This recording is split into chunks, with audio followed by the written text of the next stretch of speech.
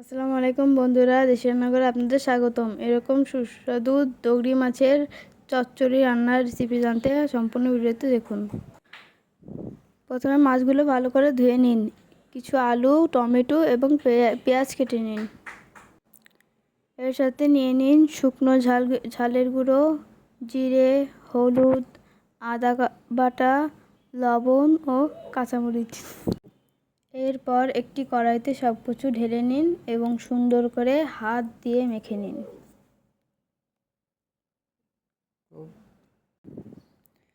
আমাদের পেজে আরও অনেক সুন্দর সুন্দর ভিডিও রয়েছে, প্রয়োজনে একবার ঘুরে আসুন।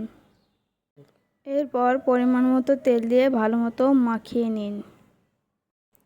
আমাদের পেজে ঈদ উপহার অফার চলছে, আপনারা যারা অংশগ্রহণ করবেন তারা পেজে গিয়ে লিঙ্কে জয়েন করুন।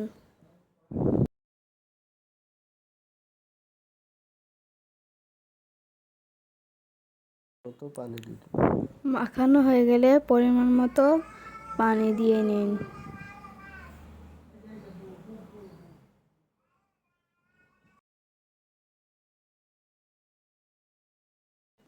এভাবে সুন্দরভাবে মাখিয়ে কড়াইটি ঢেকে দিন।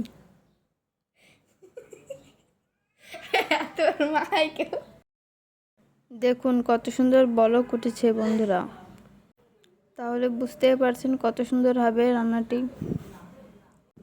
এইরকম মজার মজার রান্নার রেসিপি পেতে আমাদের পেজটি ফলো, লাইক এবং শেয়ার করে দিন। ধন্যবাদ।